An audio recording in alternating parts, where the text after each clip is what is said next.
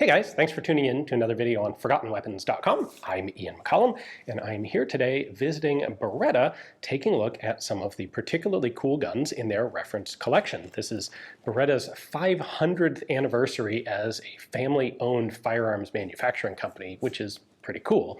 And in that time period, they've accumulated quite the impressive reference collection of firearms. So I figured today, let's take a look at a couple of guns that were made in this same valley by a company called FNA Brussia. Now, Beretta, like FNA Brussia, is located in the Val Trompia, which is this narrow mountain valley with a river in it that goes, well, up into the mountains, and it's one of the classic firearms manufacturing centers that you see around the world. These are always places that have a year-round river that in olden times you could put a water wheel into and use for power, and they're in locales with iron ore deposits. That's kind of the magic combination for getting arms manufacturing centers. So the entire valley here is full of gun companies. Today, Beretta is of course the biggest one, but Pieta and Uberti and Franchi now being, well, several of those now being owned by Beretta, but this whole valley is filled with small arms manufacturers. Now, FNA Brescia was formed in this valley just a few miles from here in 1929, and it was actually formed by a guy who purchased a failing small arms factory from another company, from a guy named Pietro Lorenzati.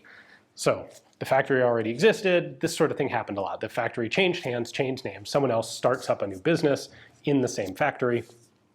Now in this case, FNA would actually do a fair amount of work for the Italian military in the lead up to World War II and during World War II. They got some of their first contracts to convert Carcanos from older patterns to the new TS, or Truppo Speciali, models, and then they started making TS model Carcanos on their own. They made Balilla carbines, which is a little miniaturized boys' rifle Carcanos. Then, during World War II, they actually started manufacturing submachine guns. They made the FNA-B 43, which I have a separate video on. It was a quite interesting, fairly complex, milled, delayed blowback submachine gun in 9mm, and a reasonable number of them were made. Unlike many like late war designs, this is one that actually got into real mass production. The company continued then to exist after World War II, but never had the same success that they'd had during the war. So this project is actually like the last gasp of FNA Brescia before they went out of business in the late 1950s. And the idea here was to manufacture a very cost-effective, easy to produce, inexpensive submachine gun. And so they did this in two patterns, the long proper submachine gun version and the stockless machine pistol version, simply called the X4 and the X5. So with all of that background out of the way, let's go ahead and take a closer look at these and let me show you how they work. All right, let's go ahead and start with the X4. This is the proper submachine gun version, where the X5 is shorter and really just a machine pistol. We only really have one marking on this gun, and it is an FNA up on the charging handle, because this is, in fact, the charging handle. Grab that, pull it back. You've got a gigantic ejection port there, open bolt, simple blowback submachine gun chambered for 9 by 19mm parabellum.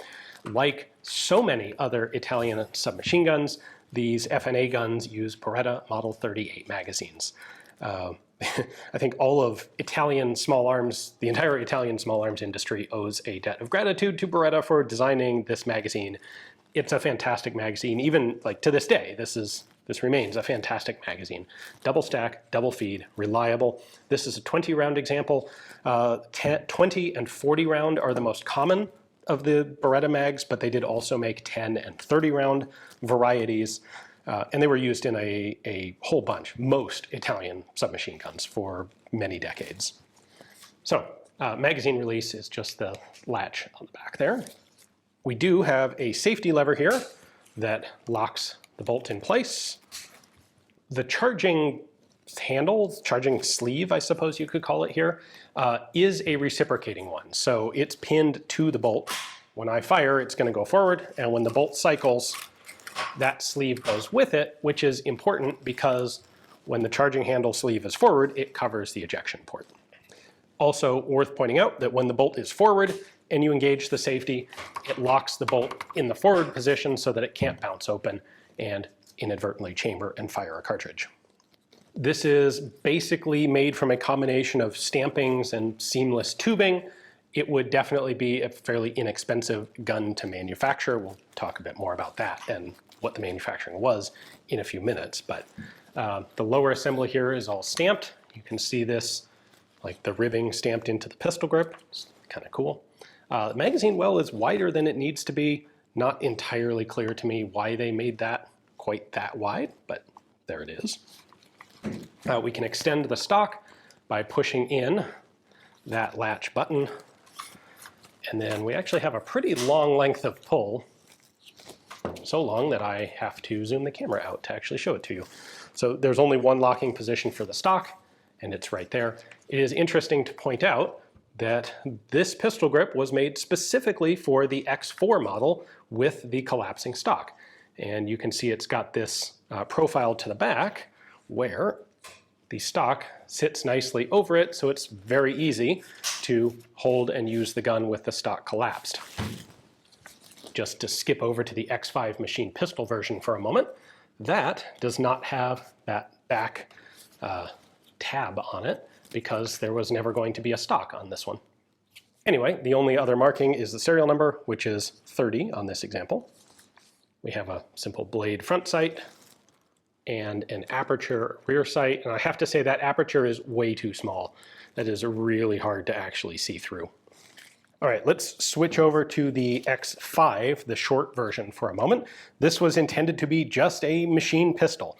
Not sure exactly how widespread of a market there would be for this, but it was in fact one of the shortest 9mm parabellum machine pistol type of designs to be around until Ingram's M10 and M11. At any rate, all of the basic controls are the same magazine, same mag release, same safety. We have the same sort of cocking sleeve. It's a little bit different in specific design. This one is milled rather than stamped, but same concept. That's how you cock it, and it does reciprocate with the bolt when firing. Now the machine pistol version does have sights, but they're way up here at the front. That's your front sight, that's your rear sight. These are not really all that useful, I don't think, and there's no provision for a stock. So had this ever actually gone into production, I suspect you would have seen some sort of adaptation of this stock to the short gun by client request sooner or later. You already saw that this doesn't have the rib in the back.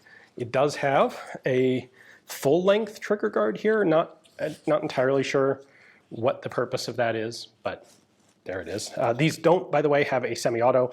They are full auto only, safe and full auto. All right, disassembly is pretty easy with one unusual, interesting element here, which is this like spring steel band wrapped around the back of the receiver. This has a little pin riveted into it, and that pin sits in a little hole in the back of the receiver end cap. So this prevents the end cap from unscrewing when you're not actually trying to disassemble it. This was a common issue with submachine guns like this that had threaded on end caps. This is like, I haven't seen this solution used anywhere else, but there are a number of other mechanical solutions people have used to prevent these things from unscrewing when you're not actually trying to take them apart. All right, once we have this all the way unthreaded, it's going to come out. We have a recoil spring, which is the full diameter, or basically the full diameter of the receiver tube, which is great, so this doesn't kink when you're reassembling it. And we can then just pull the bolt and cocking sleeve out the back. There's your little locking ring. And then this is connected via that little pin. So once they're off the gun, I can slide the bolt off to the left. So there it is in place. I can slide it all the way over to the side, slide it out. There's the lug that attaches to the cocking handle. Otherwise, pretty basic submachine gun bolt, fixed firing pin, sear surface, like that's all there is to it. Got a recess in the back so that the recoil spring can nest inside the bolt. There's the cocking sleeve with the locking hole in it. That leaves us a receiver with a very long slot for that lug in the bolt. Of course, that's going to travel right there. And an ejection port there. Now, normally, the next thing you would do for disassembly is you push this little pin in, and then you can unscrew the barrel and take the barrel off the front. However, this one is thoroughly jammed in place, so I can't take it off. Once you had the barrel off, you would then pull this clip and punch out that pin, and then the whole lower assembly up to and including this ring here, that whole thing is going to slide off the front. And you can see that lug right there inside the pistol grip. Let's see if we can sort of get you a view there. That lug locks the pistol grip in place. So full disassembly would be this all sliding off the front, and then you'd have your receiver tube, your barrel assembly, your lower assembly, and your bolt. But unfortunately, I can't do that for you today. Now, if you're wondering, and rightfully so, how FNA managed to make a 9 parabellum submachine gun with a receiver really quite a lot shorter than most other competitors in the market, really the answer is they made the bolt large in diameter. That's why this receiver tube is so big. It's so that you can get the necessary mass in the bolt in a short overall length. Make it bigger in diameter, it can be shorter in length, and still be heavy enough to operate safely and at a low enough rate of fire to be at least vaguely controllable.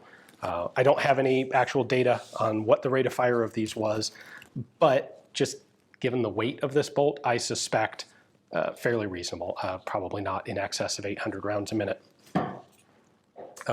The two versions of the gun, however, are exactly the same. They differ in barrel length, not in receiver length. So there you go. There is the FNA Brussia Model X5 machine pistol, pretty much field stripped. For normal cleaning and normal operations, you wouldn't need to take the barrel off. So that's how you would probably normally have it disassembled. So conceptually, these guns are pretty good, and the design is such that they would be inexpensive to manufacture if they were being manufactured in bulk. The problem was FNA needed to find a large-scale client so it would make sense financially to set up the production tooling to make these. Once they had that, the guns would be cheap.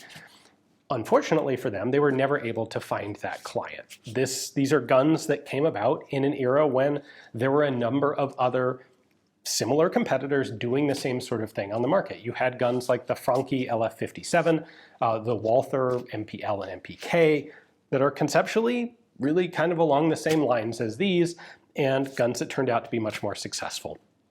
So FNA was unable to find any purchasers for these. They only made a small double-digit number of them. You saw we have serial number 30 here. They made samples. They were unable to find any buyers. And when this project ultimately failed, that was pretty much the last straw for FNA, and they went out of business in the late 1950s. So I'd like to give a big thanks to Beretta, who did not go out of business in the late 1950s, or like the late 15, 16, 17, or 1850s even. Thanks to them for giving me access to these two guns to film for you. These are basically impossible to find anywhere else these days. So I hope you enjoyed the video. Thanks for watching.